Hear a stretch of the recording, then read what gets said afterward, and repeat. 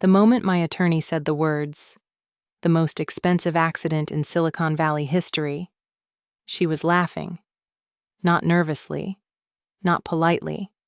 Full, genuine, slightly unhinged laughter. The kind that bounces off the glass walls of a 42nd floor conference room and makes the paralegals look up from their laptops. I was not laughing. I was sitting across from her in a chair that probably cost more than my first car, holding a paper cup of bad coffee, and thinking about how my therapist had suggested I try audio journaling to manage stress. That was the thing. That was the whole thing. Dr. Reyes had said very calmly, very reasonably, sometime in late October, that it might help me to record my thoughts during the workday. Ambient audio, ambient voice, just the texture of the day captured in small, unedited clips.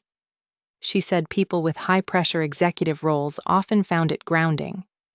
She said it would help me externalize what I was internalizing. She said a lot of things I had been too exhausted to argue with, so I downloaded a voice memo app, set it to continuous recording with automatic cloud backup, and dropped my phone face down on my desk every morning like a person who had simply run out of opinions.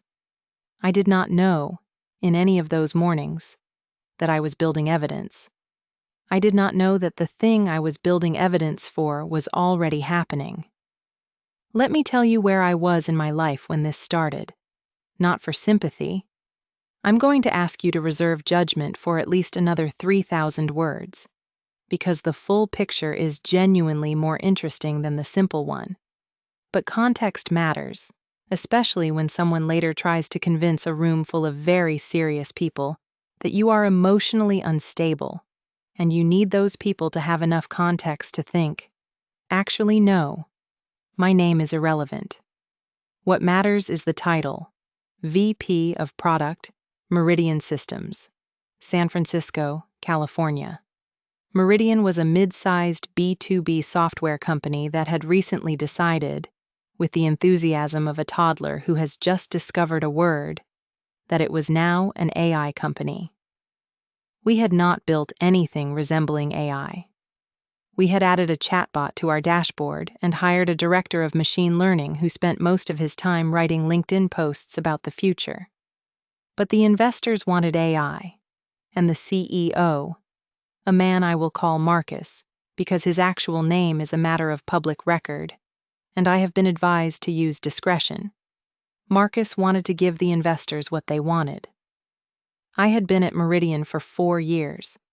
I had built the product team from a half-assembled crew of contractors, and one exhausted junior PM into a department of 22 people who were, if I'm being honest, very good. They were kind, they were rigorous, and they worked in an environment I had spent enormous personal energy trying to make humane, which, in the context of tech in San Francisco in the post-pandemic years, is genuinely revolutionary and also genuinely exhausting.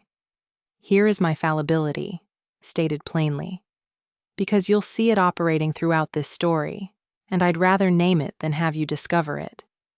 I believed, for a very long time, that if I did the work well enough, if I was good enough at the actual substance of the job, the politics would simply not be able to touch me. I believed competence was armor. I was wrong about this in the specific, technical, catastrophic way that a person can be wrong about something and still intellectually know better. I knew the politics existed.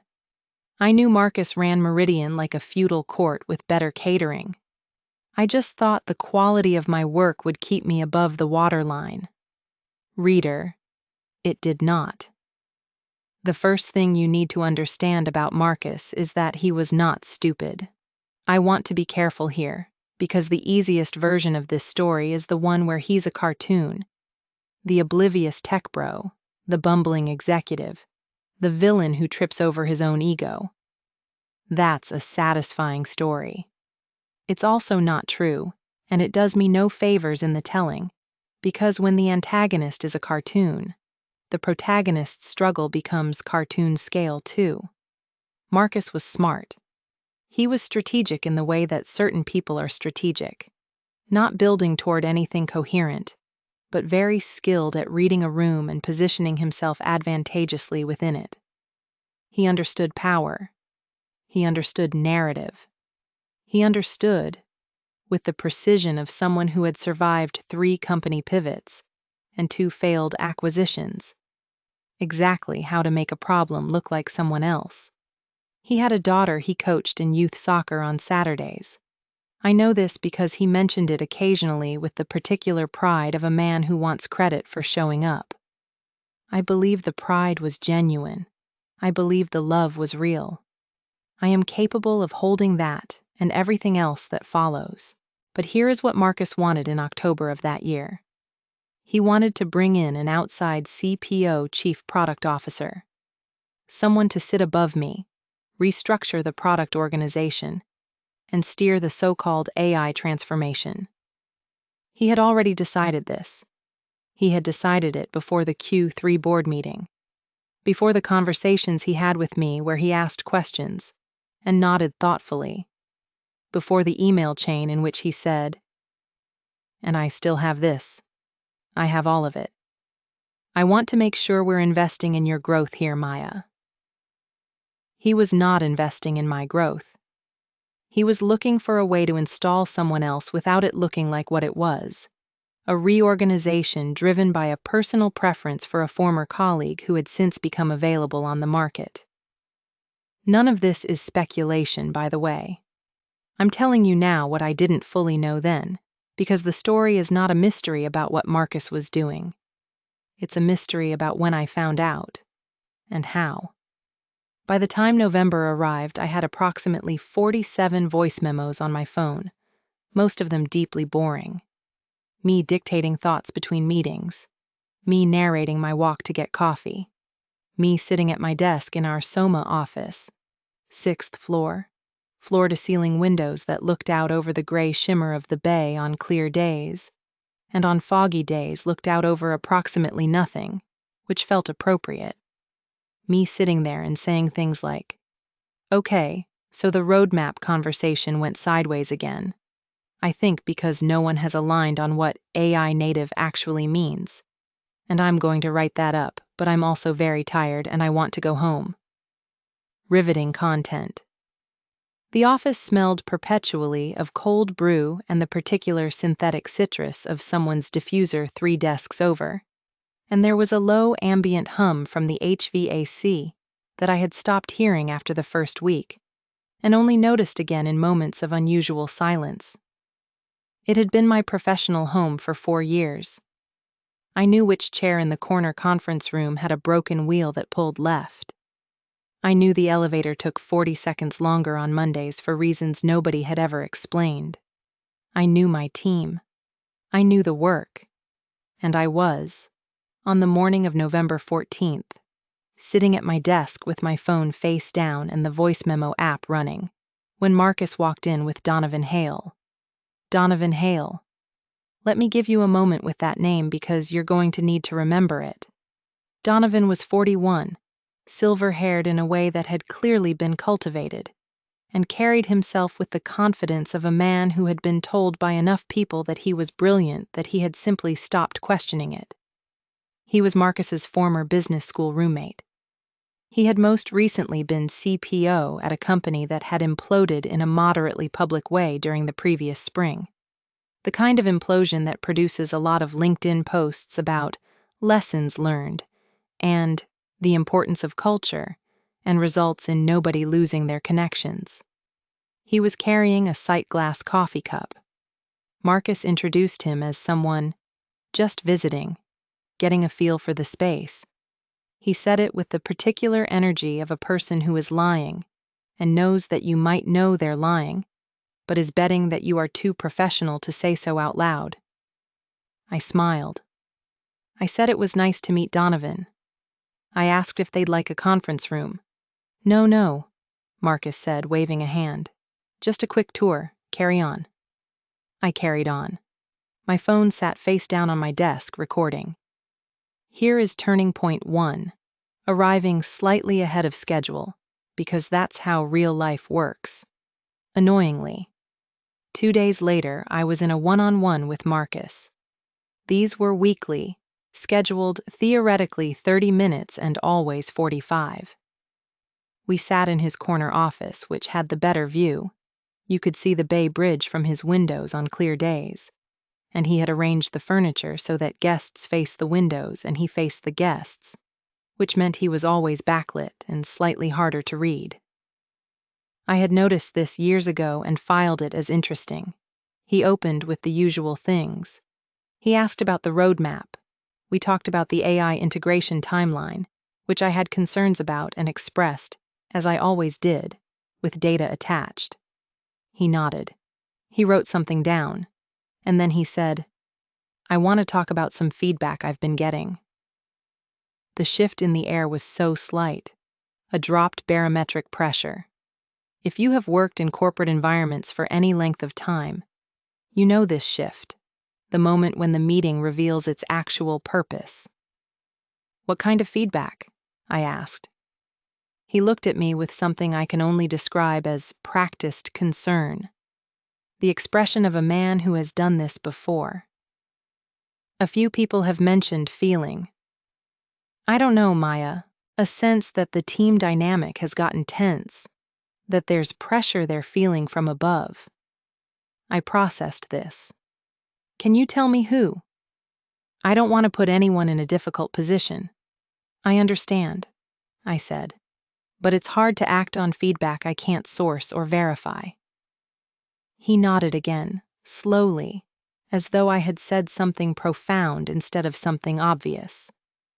"I think what I'm hearing is that people feel like you're under a lot of stress, and it's affecting how you're showing up. I just want to make sure we're supporting you." I did not say what I was thinking. What I was thinking was, this is not feedback. This is a frame, and you are building it right now while I watch. What I said was that I appreciated him raising it, and that I took team well-being seriously, and that I would reflect on how I was showing up. I left his office. I walked back to my desk. I sat down. My phone was recording. I picked it up and said, very quietly, "Dr. Reyes, I think work got weird." And then I sat there for a while and looked at the fog. I should tell you about my team, because this story is not only about Marcus and me, and because they matter. 22 people, as I said. Products across 3 major verticals. The kind of group that sends memes in the team Slack that are actually funny. My closest collaborator was a senior PM named Jasmine, who had the ability to read a requirements document and immediately identify exactly the one assumption that would detonate the entire project 6 months later. A talent so rare I had given her an unofficial title, the detonator, which she had, to her credit, found hilarious rather than insulting. Jasmine had been at Meridian 2 years. She was quieter than me, more careful, the kind of person who only spoke in meetings when she had something to say, which meant everyone listened when she did. She knocked on my office door the week after my conversation with Marcus. "Can I close this?" she asked, meaning the door. "Yes." She sat down. She looked at me steadily. She said, "Has Marcus talked to you recently?" "About what?" "About anything." "About some feedback," I said carefully. That he couldn't quite specify. She exhaled. "Okay. I want to tell you something, and I want you to know I'm telling you as your colleague, not as a member of your team. I need that to be clear." "It's clear." "Someone came to me last week," she said. "Not from our team, from Marcus's circle. And they asked me, casually, the way people ask things casually when they're not being casual. They asked me how I thought you'd respond to a reorganization." The fog outside the window was thick that day. I could see approximately 15 feet. "They asked you that," I said. "Yes."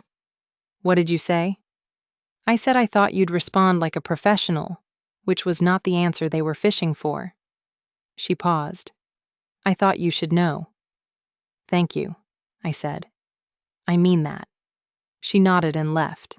I sat very still for a moment. Then I opened my voice memo app and said, into the phone, "Okay, so someone is apparently field testing reactions to a reorg. Good to know.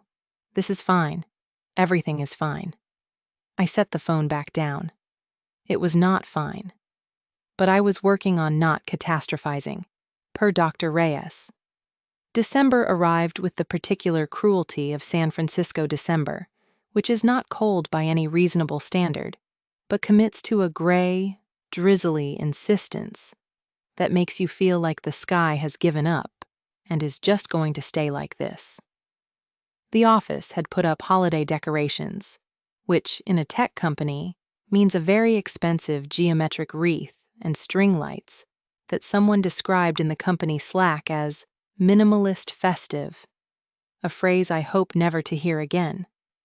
I had, by this point, roughly 112 voice memos. I was also, if I'm being honest with myself, and I am now, finally, for the first time, getting worse at pretending I wasn't aware of what was happening. The frame Marcus had started building in October was thickening. There was a new texture to certain meetings, the slight delay before my comments were acknowledged, the way the energy shifted when I pushed back on timelines, the careful way some of my peers had started not quite meeting my eyes. I recognized this texture. I had seen it operate on others. I had told myself, in my more arrogant moments, that I was too essential, too embedded, too good at my job for it to happen to me. Here is the midpoint reversal. Here is the moment that cracked my mental model like a hairline fracture that suddenly runs the length of the wall. I did not know until I found out that it was already done. Donovan Hale had been offered the CPO role in mid-November. He had accepted it. The board had approved it at a special session I was not told about. The announcement was scheduled for January. Everything Marcus had said to me in our one-on-ones, the feedback conversations, the concern about stress, the gentle inquiries about how I was showing up, had been happening after the decision was made. He wasn't managing a situation. He wasn't wrestling with a difficult leadership dilemma. He was building a paper trail. I found this out not from Marcus, not from HR. I found it out from a Slack message sent to the wrong channel, which is the 21st century equivalent of a memo left in the wrong inbox, and which remains my favorite example of the fact that hubris, no matter how sophisticated, is always eventually tripped up by something mundane. Our head of engineering, a laconic man named Brett, who communicated primarily in bullet points and very occasionally in complete sentences, had meant to message Marcus directly. He had typed into the wrong recipient field. The message arrived in a shared product leadership channel at 11:47 p.m. on a Wednesday, and it said, Donovan announcement. Should I hold off on the org chart update until after you talk to Maya? I read it on my phone, in my apartment, at 11:52 p.m. I set the phone down.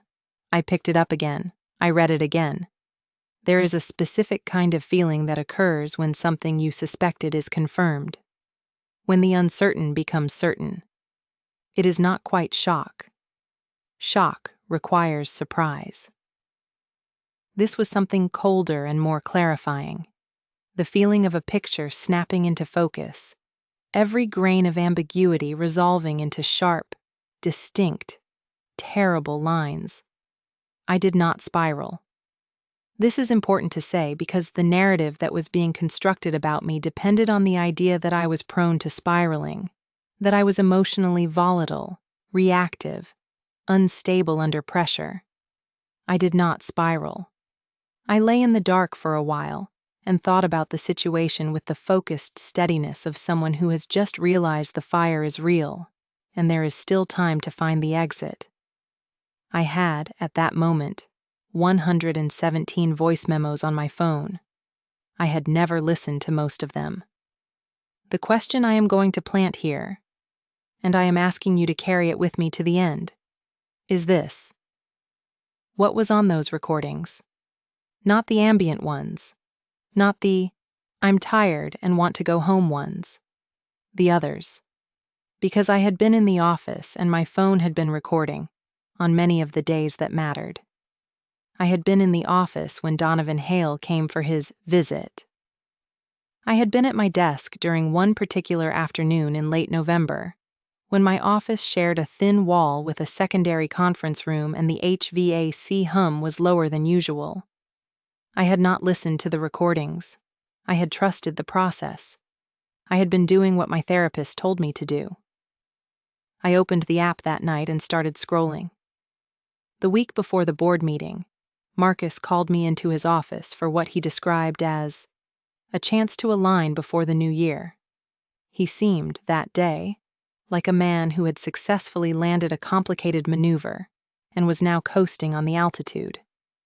He leaned back in his chair. He said things like directional clarity and the next chapter of Meridian's growth. He asked me about my plans for the product roadmap in a way that managed to imply the roadmap was something I was still in charge of without technically confirming it. I sat across from him and smiled and asked reasonable questions. I had listened to the recordings by then. All of them. Act 4. The Crisis. The board meeting was the 21st of December.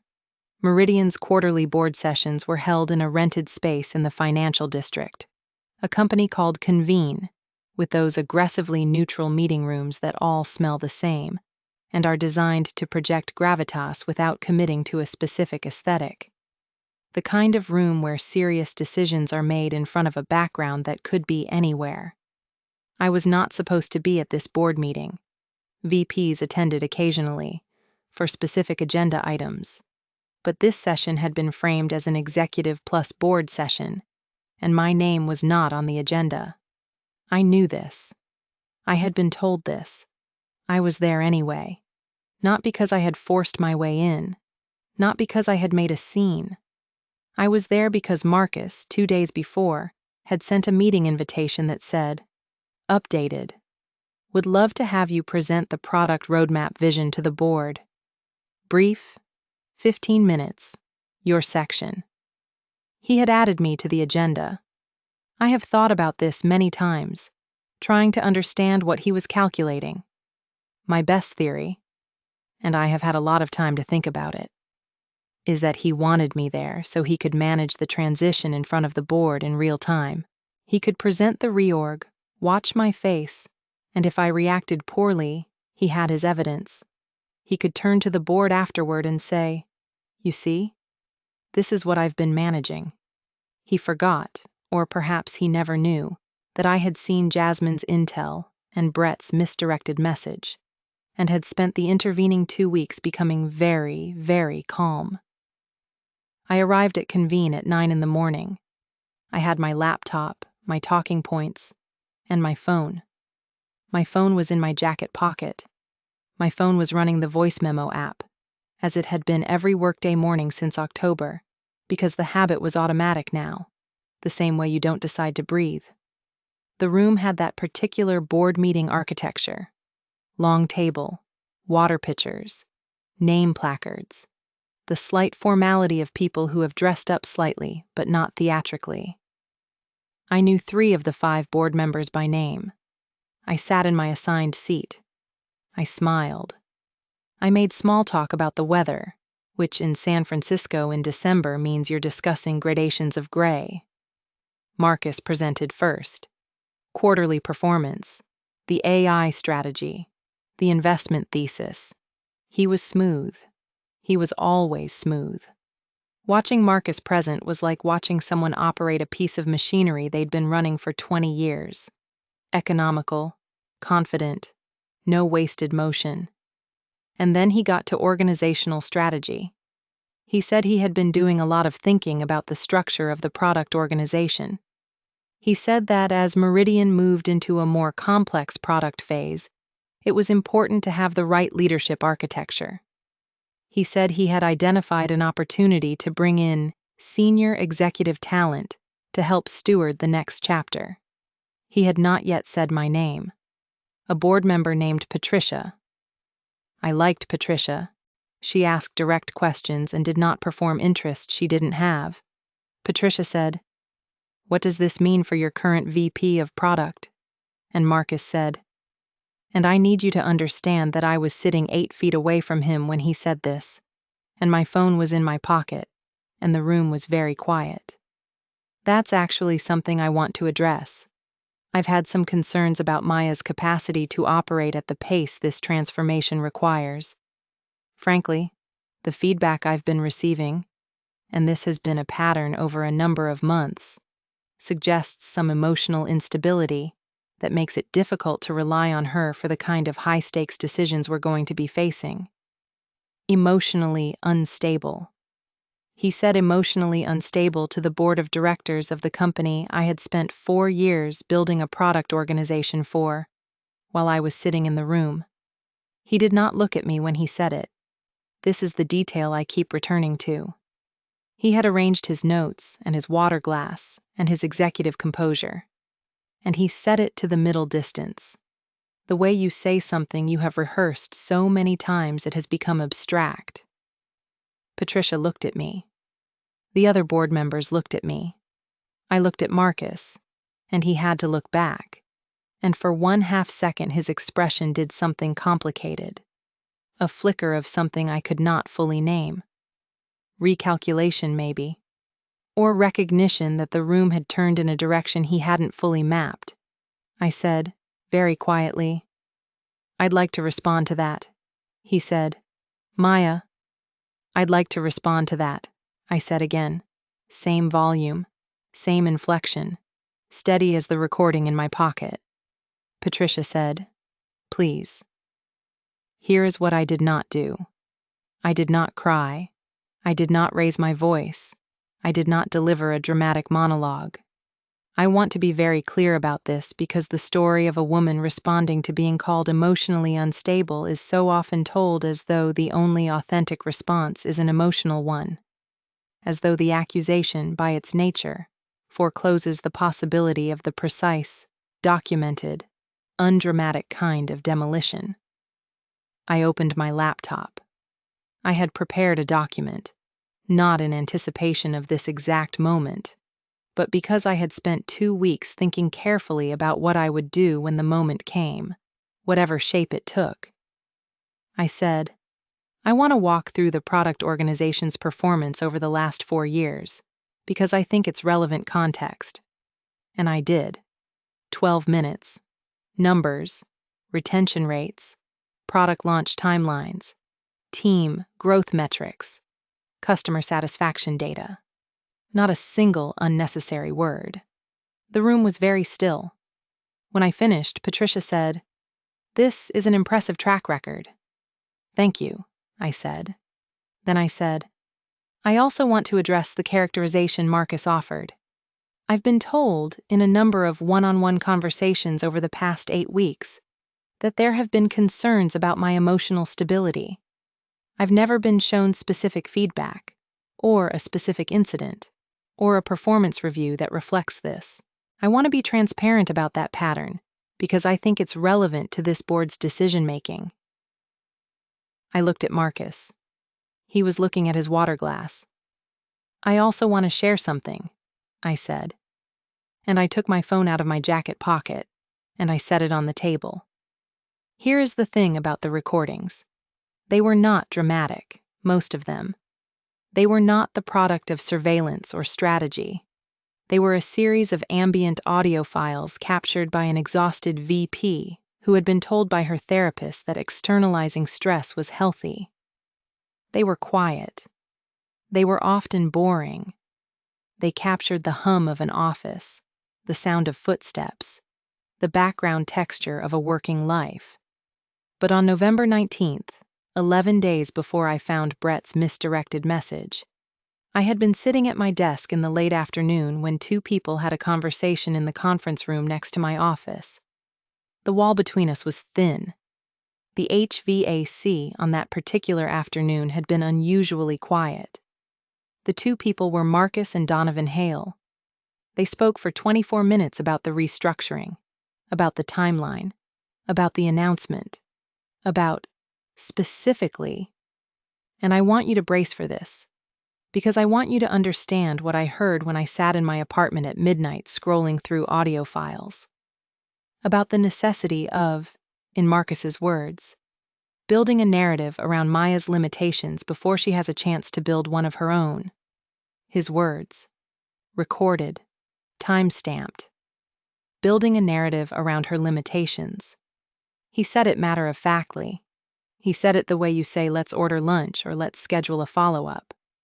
The apparatus of it, the casualness of it, the specificity, before she has a chance to build one of her own, was the part that made my attorney, when she heard it, put her pen down and close her eyes for a moment. I played 9 seconds of that recording for the board. Not all of it. 9 seconds. The sentence, clearly audible, unmistakable. The room did something I had not quite expected, which was go completely silent in the way that rooms go silent when something has shifted so fundamentally that everyone needs a moment to recalibrate. It is a specific silence. It has a weight.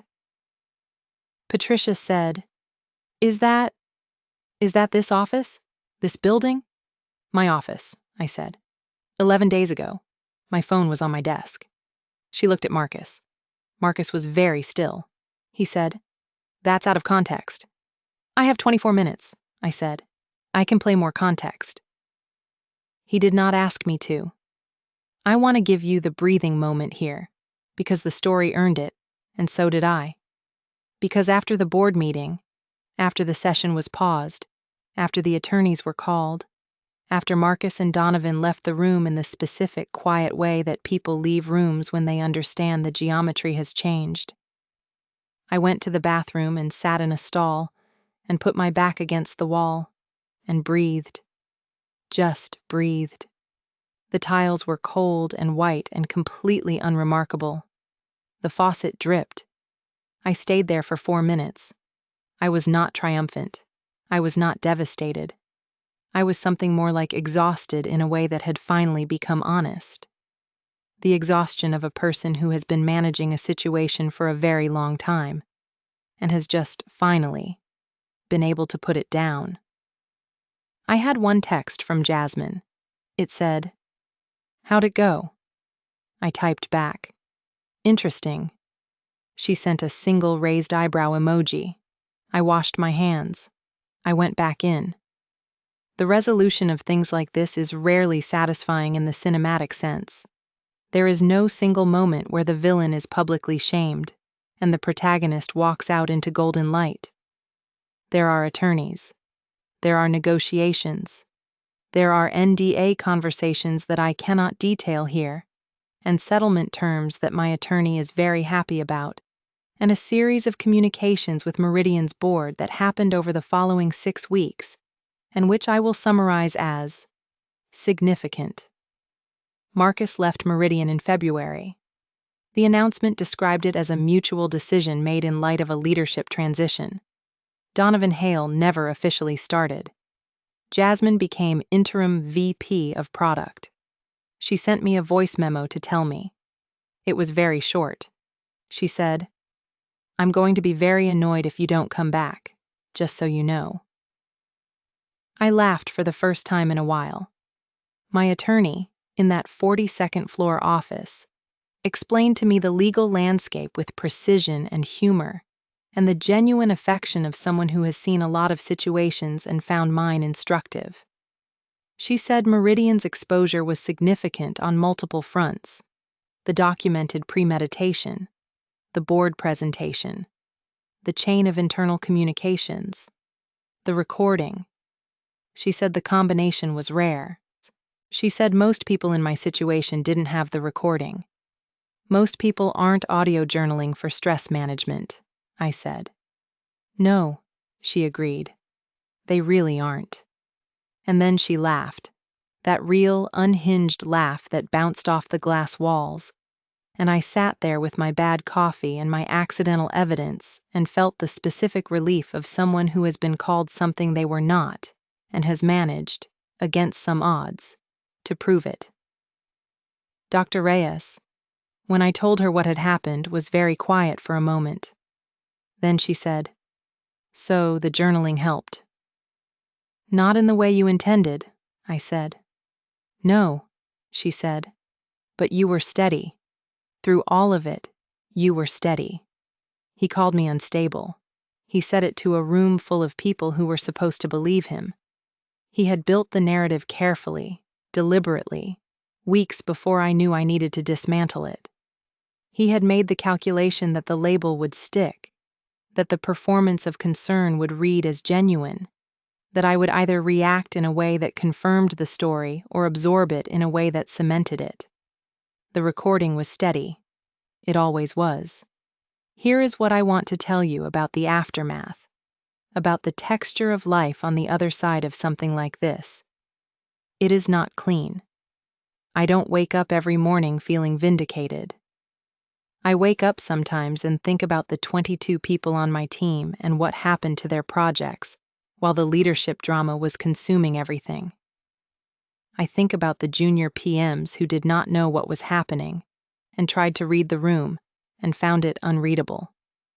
I think about the conversations I did not have, the moments I let the frame build when I might have pushed back harder, the months I spent believing competence was armor. It wasn't armor. It was necessary, but it wasn't sufficient. What was sufficient?